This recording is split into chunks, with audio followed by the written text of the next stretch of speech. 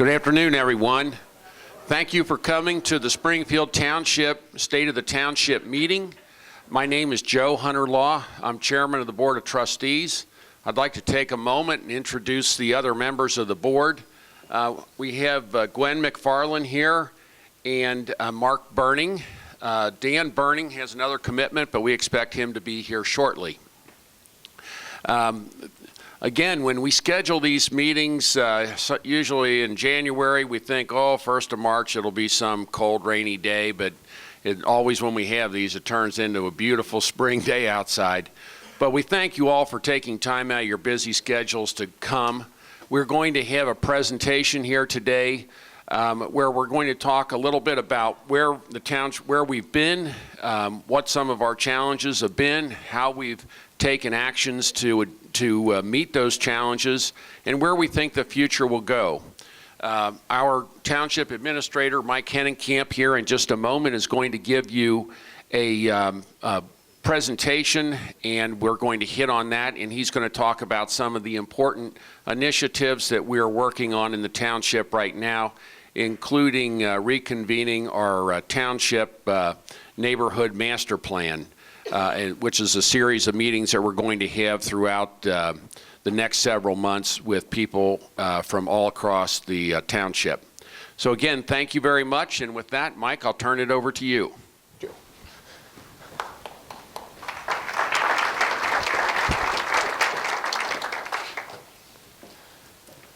Thanks, Joe. Good afternoon, everybody. As Joe said, my name is Mike Hennenkamp, and I'm the Township Administrator. And I would also like to thank you for taking time on a beautiful Sunday afternoon to come and be with us today and talk about some good things that are happening in the Township.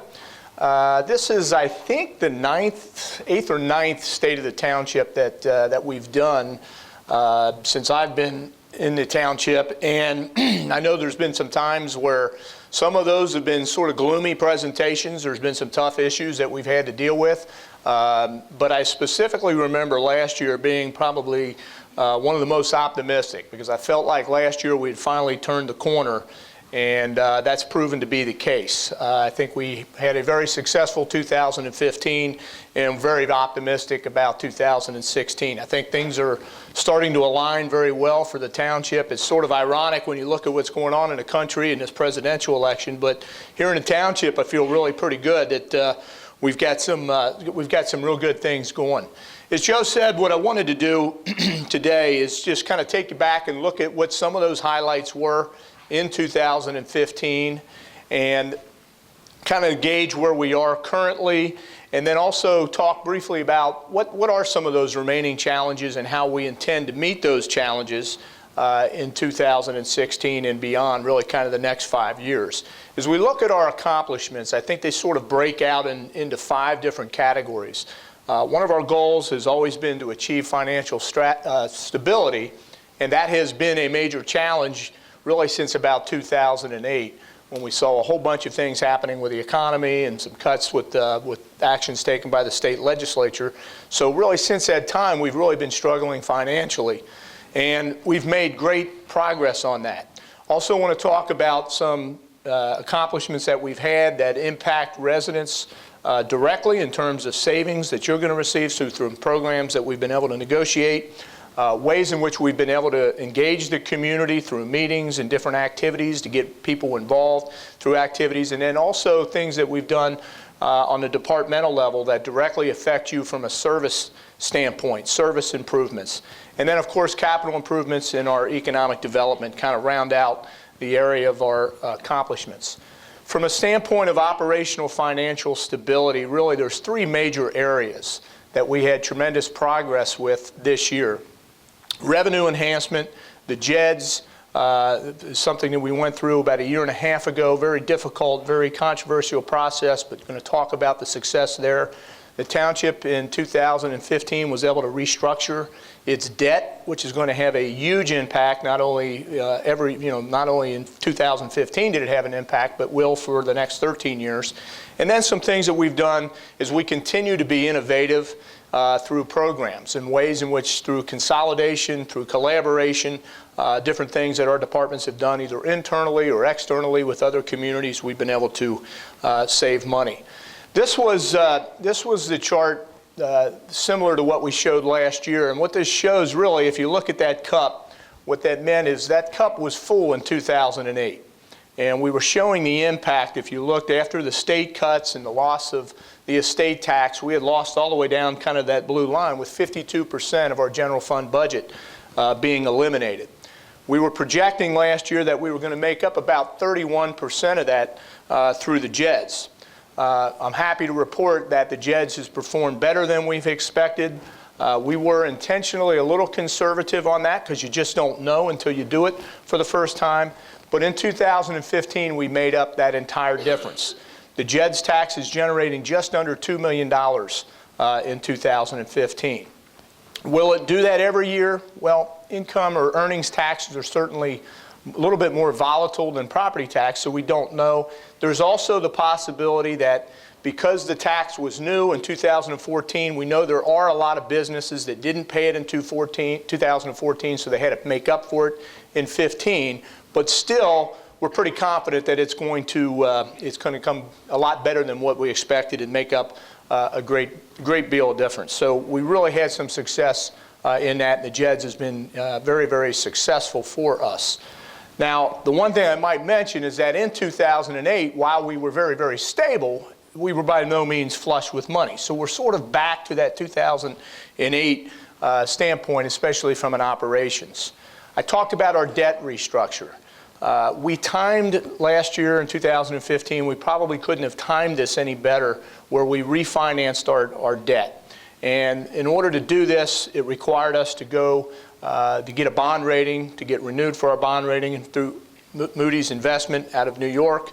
And I was very, very happy that together with our underwriter and the decision of the Board of Trustees to make that decision to go through the refinancing, we're looking at saving the township about $1 million over the next 13 years. So very, very significant savings that we had.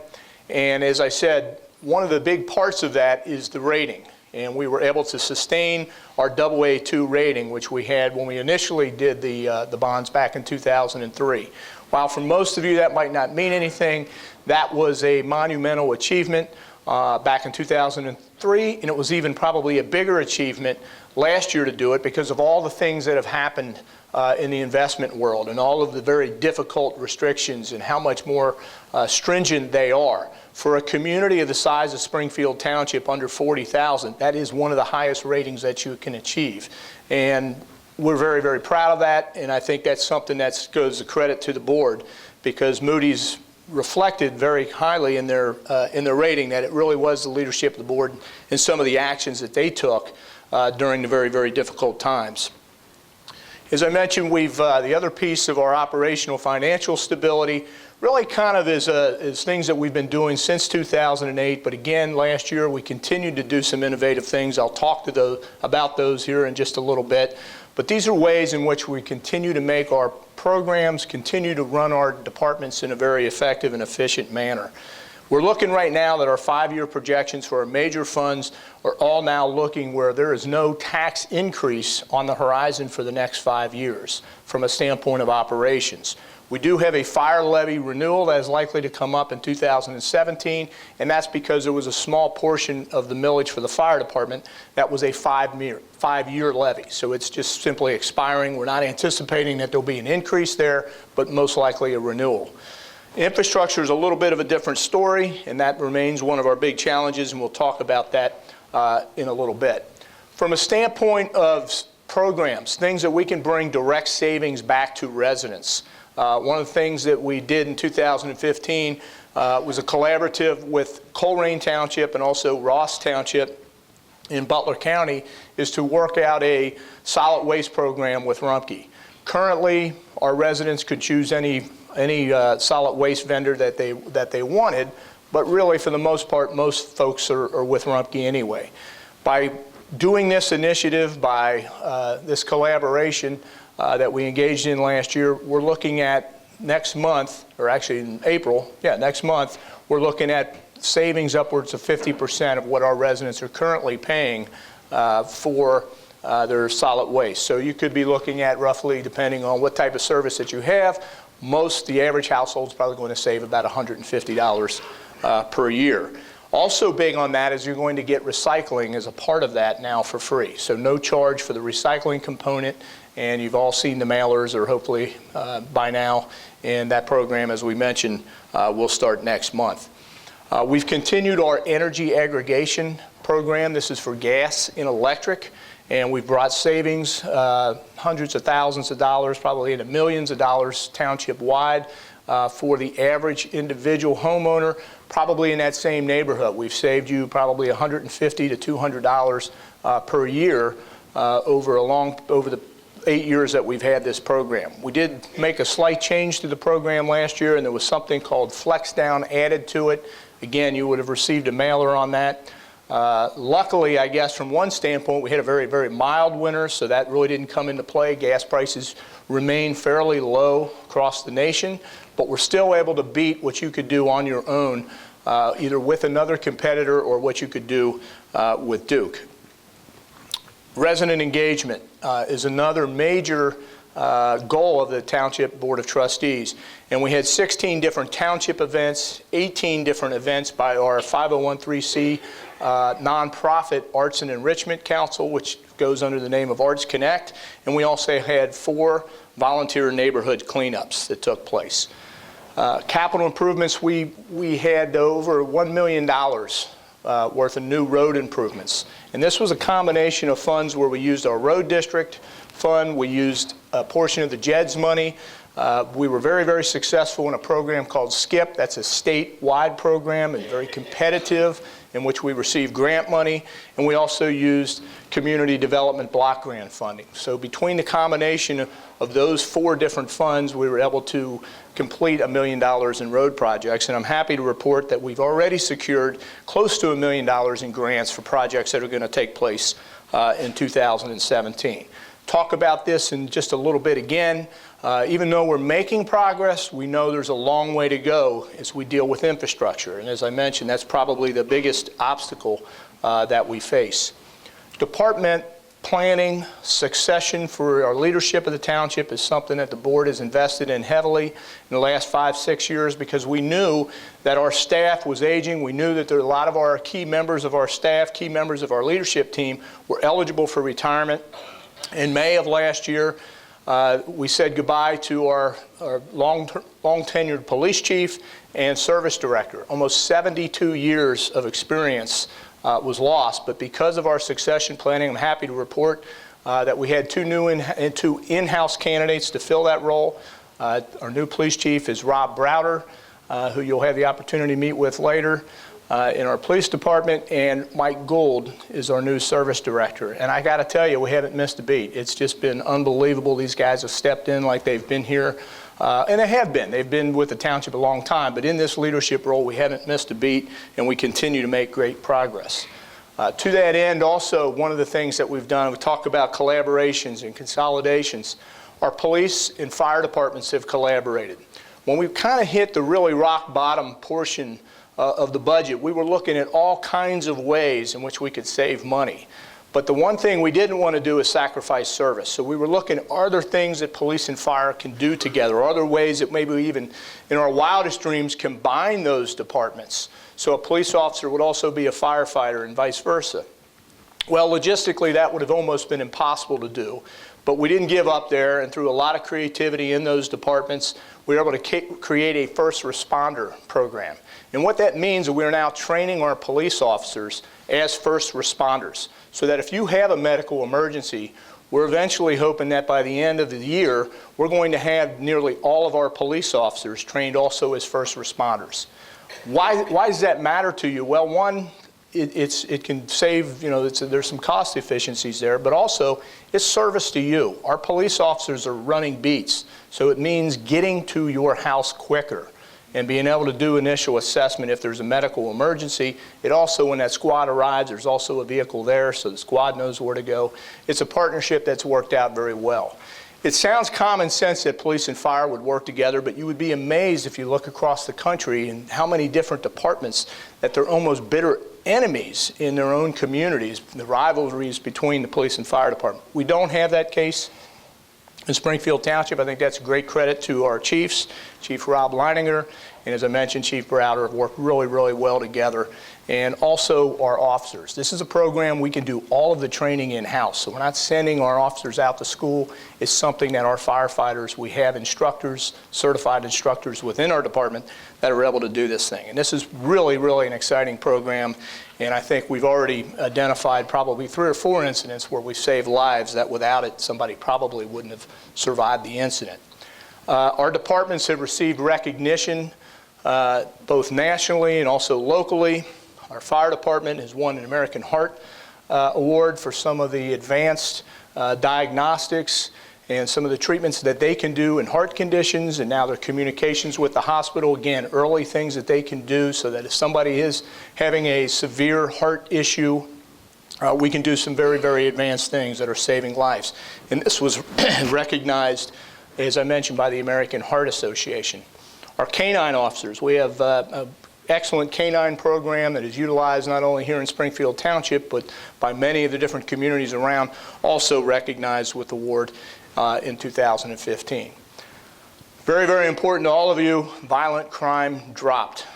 We saw a drop of nearly 11% in violent crime in 2015, and this kind of shows, that chart kind of shows you what's been happening really over the last 5 years. So we're very, very happy to see that we're at a 5-year low on what our violent crime has done. This facility and the facility just to the west of this building, our senior center and this Grove facility, are facilities that, although we use for events like this, and the senior center provides our senior community programming, Tom Schneider, our director, also rents these facilities out. And what this does is provide a revenue stream so that we can run these programs for our seniors and run various programs for the community at ultimately a break-even proposition.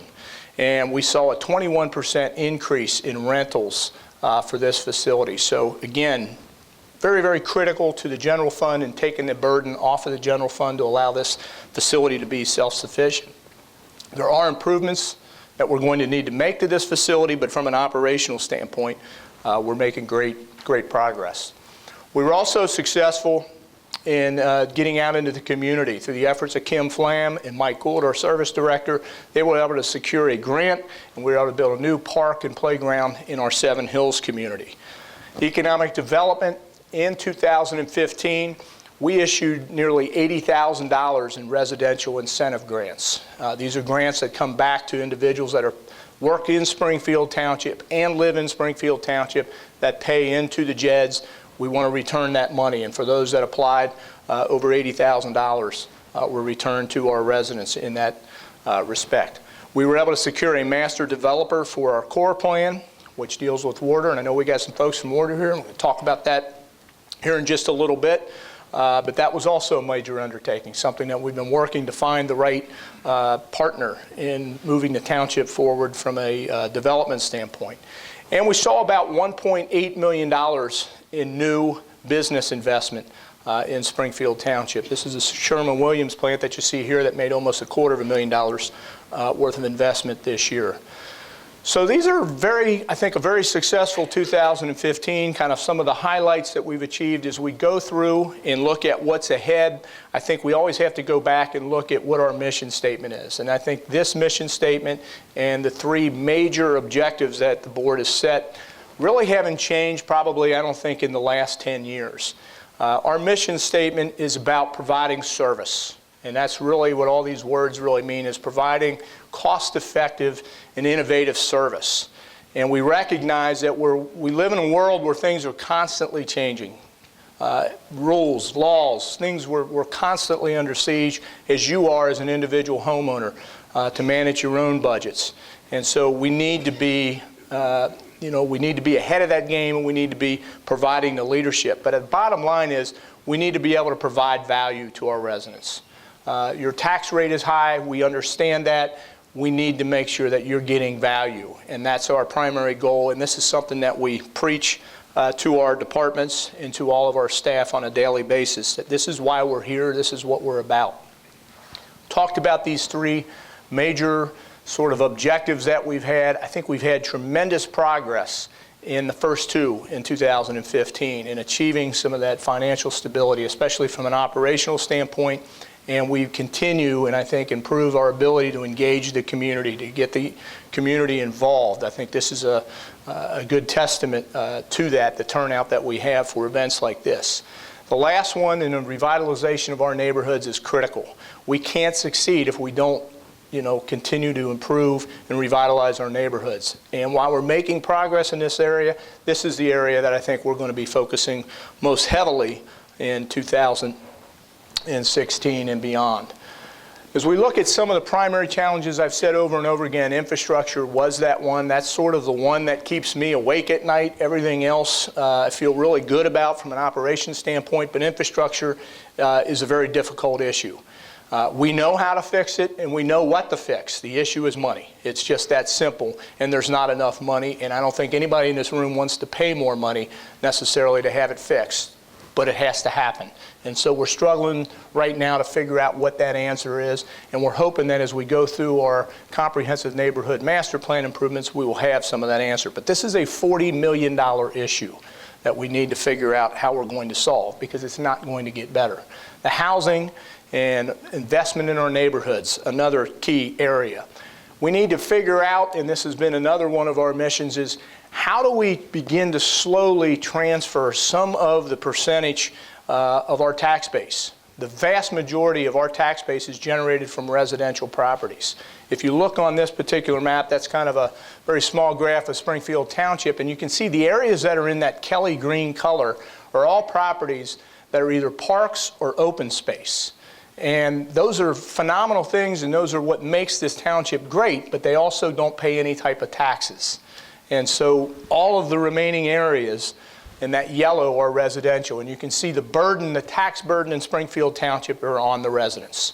We're never going to change that like some communities, like a Blue Ash that might have 70% of their tax base provided from non-residential sources. We're not going to get there, but we've got to take it from the 80 maybe to a 70 or maybe a 65, and that's one of the goals and something that we need to continue to work on. Our schools are critical to the township, and we've got to, and we have worked very closely with the schools, but we need to enhance that, and we're looking at doing even more aggressive things in partnering with our school districts, especially our major 3 school districts, which are Finneytown, Mount Healthy, and Winton Woods. Those are the 3 largest school districts in the township, but we have portions of 7 school districts. And that's another one of our challenges. But again, reaching out to them, and also our private and parochial schools, and how we partner, because our community is only as strong as our school districts are. So as we look at what we're going to do, how are we going to meet these challenges, and Mr. Hunterlaw talked about this in his opening, a lot of this really comes down to the update of our comprehensive neighborhood master plan. We went through a very, very extensive process in 2010 and adopted this plan in 2011. And it was a very, very comprehensive document that talked about policy decisions, land use decisions, economic development decisions. And as we look back at that document, it is amazing that a good portion, probably 60–70% of the recommendations that were in that document have been achieved. We have accomplished it. So it only makes sense, and I think in any planning process, you want to go back to that document at least every 5 years, update it, make sure that you're keeping it current, and we're about ready to do that. So we're not recreating the wheel. It's not going to be that extensive of a process as it was initially, but we need to update it and see where are we at, and that's the process that we're going through. Back in 2010, 2011, that document was created with the help of a committee of 75, made up of from neighborhoods all throughout Springfield Township, and really a tremendous cross-section of different interests of those that were involved. We have 40 of those original members that are willing to come back and want to remain on the committee, and the board just recently appointed 33 new members to that committee.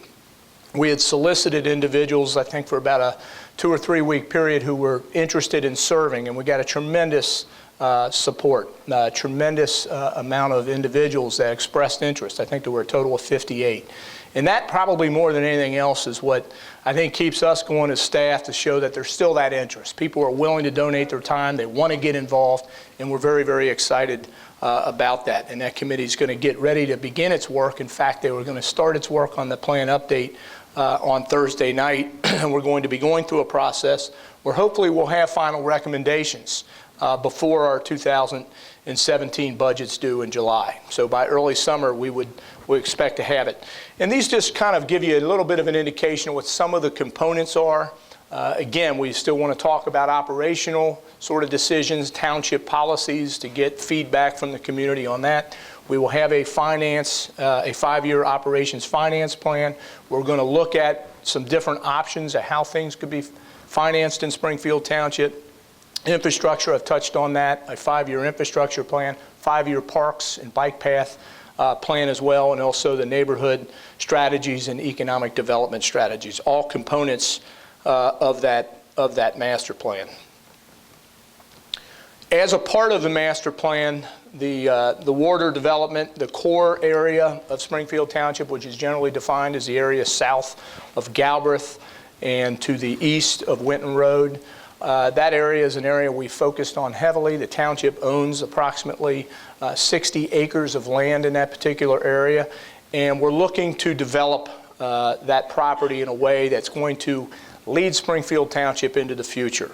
We've had a meeting back in December where we sort of unveiled the very, very preliminary concept plan, at least for the property known as Warder, as a part of that, and we had a huge turnout. I forget what the total count was, but probably maybe at least this size, maybe bigger, back at that time. And we understand that there's a lot of concerns. There's a tremendous amount of passion with the Warder property, especially from those individuals who live around that property. We understand that they've lived there their whole life, a lot of these folks. And that property has a lot of emotional connection to them. And we're not disregarding that. But we do feel like that property has the potential to really be the township's future in a lot of different ways. In this next 3 to 4, 6 months is going to be a critical part. We're going to work with that group, continue to work with that group to try to find what's best for everyone. Not only those residents, to make sure that they're not going to be negatively impacted, but also the entire township and how we're going to move forward. So it's going to be an exciting process as we go through and try to refine that neighborhood master plan, continue to engage the community, and especially those who have concerns about it, want to have an open dialogue. So we're getting all of the information that we can, and hopefully come up with a master plan that's in everybody's best interest. The one thing we don't know about the process or this project is there a market for what we want to build? And that's the big unknown. And there's only one way to find that out, and that's to go through this process. Economic development, as I said, will continue to be a major part of this overall process and all of the different things that we do. The CIC that was created is a nonprofit arm of Springfield Township, and it was created specifically to focus on economic development and bringing new jobs and things into the township. In 2016, as we get through the comprehensive neighborhood master plan, we're hoping to adopt a comprehensive economic development strategy as a part of that, and the CIC will be doing that, where we'll be talking about not only the incentives that we have, but also future incentives, neighborhood enhancement grants, where we're going to use a portion of the JED's money, business improvement and expansion grant possibilities, and also other ideas in which we can foster and properly incubate the business community to bring jobs and new investment to Springfield Township. The core, as I mentioned, is a big part of that. We're also looking at what we call kind of our top 10 redevelopment sites. These are areas that we feel are ripe for redevelopment, and we want to make sure that we have strategic plans so when the private sector is willing to do something, we have an idea of what we want to see. Talk about the business or the neighborhood housing strategies, and then also some business retention and development strategies, as well as workforce development. This sort of summarizes kind of what we've accomplished, where we're going. I think the neighborhood master plan is going to be, again, the document where we sort of bring all of those things into one document. It's the place where we can provide for what the future is going to be for the next 5 years. In a few weeks, just a little more than a few weeks, if you're really interested in more details on the budget portion, the board will have a public hearing on March the 22nd at 5:30. This is our permanent appropriation public hearing. This is something we go through every year. All local governments are required to pass their permanent appropriations before the end of March. And so this is the public hearing that we will be going through that particular process. As I said, I think if I had to highlight kind of what is in our permanent appropriations for 2016, it really does focus heavily on infrastructure and capital improvements. For the most part, our operational changes, there's not a lot really proposed. We think we're right sized. We think we've got the right people in the right place. So our departments are in pretty good shape. We feel like, you know, we can deliver the service right now and meet the demands, but it is that infrastructure. We have our own buildings that obviously need to be maintained and upkept. So this budget is probably about that. Tools and equipment, there's some major pieces of equipment that need to be purchased. These are things like fire trucks and salt trucks, nothing really new, just replacement type items, and of course economic development. We are going to be around here after this presentation, and the way we like to do this is invite you to stick around. If you have a particular question, the elected officials are here. Dan Burning, our fiscal officer, is also here. We're happy to meet with you and one-on-one answer your questions. We also have our entire staff here, so if you would like to meet, or if you have a question about police or a question about economic development, something more detailed, please stick around. Our staff is here. If you'd rather not do that, but you do have a question, there's lots of other opportunities that you can do that, either by writing to us or emailing us. We want to gain public feedback. Our website has ways in which you can communicate with us. Telephone, you know the gamut. So we love hearing from our residents. That's how we put these things together, is getting that type of feedback. If there's something really specific you'd like to know, we can also set up individual meetings with you to meet individually with you or your group to do that. Before we break, I just would like to introduce some of our other key members of our staff that are here today. Most of them are all here to your right, to my left. And I just asked them to stand as I introduce them. Chris Gilbert is our Assistant Township Administrator, and Chris also serves as our Development Services Director. Kim Cox is our Finance Director. I don't believe, did Larry make it? Larry Mullins had a family emergency and was not able to join us today. I talked a little bit about our Police Chief, Rob Browder. Chief Browder's here. Also, Chief Browder has Brian Ewell, and Assistant Police Chief Rick Bly are with us as well. And who's that back there? Nick Peterson also joined us. Our Fire Chief, Rob Leininger. Service Director, Mike Gould. Tom Schneider's hiding back here behind the board. Tom's in charge of sound today. So if the sound's pretty good, that's all because of the job that Tom's doing. He likes to kind of stay out of the limelight. And then also Kim Flam. And Kim is involved in a whole bunch of different things for the township, but her title is almost as long as all the things that she does. She's our Projects, Events, and Communications Director, but she also serves as the Executive Director for the Arts Connect, which is a nonprofit arts community. So again, thank you very much for coming out here today, and we invite you to stay and participate. And if you have individual questions for the board or any of our staff, please feel free to do that. But thank you very much.